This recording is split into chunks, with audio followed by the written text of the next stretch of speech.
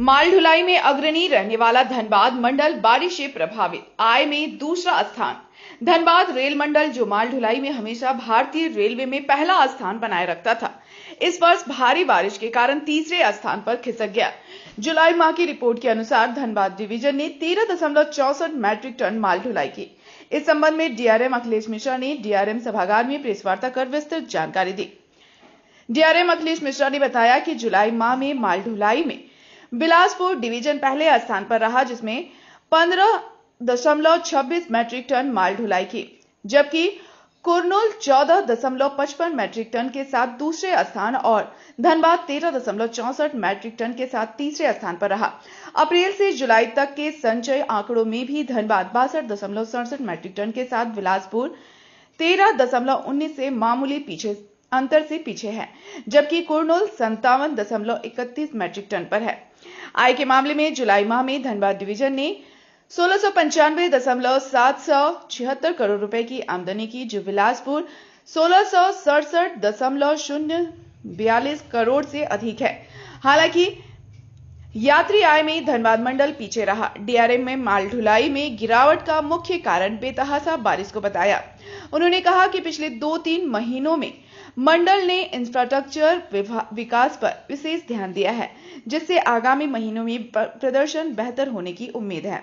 2 से 3 महीने का जो मेजर अचीवमेंट है वो इंफ्रास्ट्रक्चर बिल्डिंग में है, क्योंकि हमारे पास मालगाड़ी का आवागमन थोड़ा सा कम चला है और उसके कारण ये है कि लोड जो ऑफर हो रहा है पर्टिकुलरली फ्रॉम माइंस जो शिवपुर टोरी एरिया में है, वहां पर पानी भरने के कारण से बहुत ज्यादा बारिश हुई। आप तो सभी देख रहे हैं, आज भी जैसे ये मीटिंग में डिले हुई क्योंकि बारिश हो गई थी। तो अगर टोरी एरिया देखें तो वहां पर मैं एक फिगर आपको दिखा रहा हूँ कि जून 2024 में वहां पर टोटल रेनफॉल जो टोरी एरिया में हुई थी वो करीब 70 मिलीमीटर थी और जून 2025 में 701 मिलीमीटर रिकॉर्ड हुई, जो हमारे सेंसस ने रिकॉर्ड करी है। जुलाई के महीने में टोरी में जुलाई 2024 में 230 मिलीमीटर बारिश हुई थी।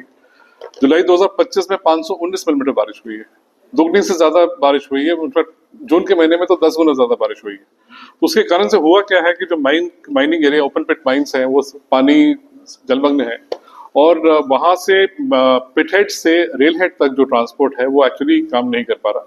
साथ ही साथ जो एक्सकवेशन का काम होना था माइन में वो भी स्लो चल रहा है। तो जो माइनिंग कंपनी से उनका जो कोल्ड स्टॉक रेल हेड पे होना चाहिए वो उतना बन नहीं पाया। उम्मीद है कि जैसी बारिश खत्म होगी, हम पूरी तैयारी कर रहे हैं, तो होपफुली जैसे ये थोड़ा बारिश का सीजन हमारे लिए थोड़ा फेवरेबल हो जाएगा और माइंस के लिए थोड़ा फेवरेबल हो जाएगा, तो ये काम जल्द से जल्द, जो हम लोग थोड़ा सा लैग कर गए हैं पिछले कुछ 2 महीने के अंदर जो खासतौर से बारिश से हुआ है, उसमें हम काफी अच्छे पोजीशन में हैं कैचअप करने के लिए। क्रिकेट मैच की तरह से अभी मैच मैदान में नहीं चल रहा, ड्रेसिंग रूम में चल रहा है, तो ड्रेसिंग रूम में तैयारी पूरी है। 10 लोडिंग एरियाज हैं, उसमें हर लोकेशन का ये हमारी इंजीनियरिंग टीम मेंटेन करती है वहां का डेटा और वहां पे मेंटेनेंस इनपुट प्लान करने के लिए।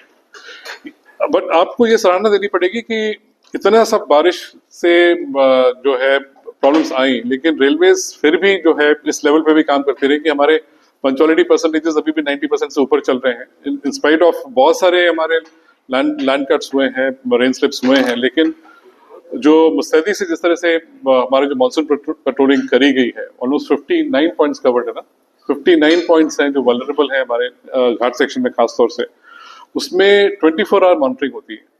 तो किसी भी तरह से ऑपरेशंस को इफेक्ट करना, मौसम के कारण से ऑपरेशंस को इफेक्ट अभी तक नहीं हुआ है और ये जो जिम्मेदारी हमारे पास है इस ट्रेन को चलाने के लिए, वो मेंटेन करेंगे।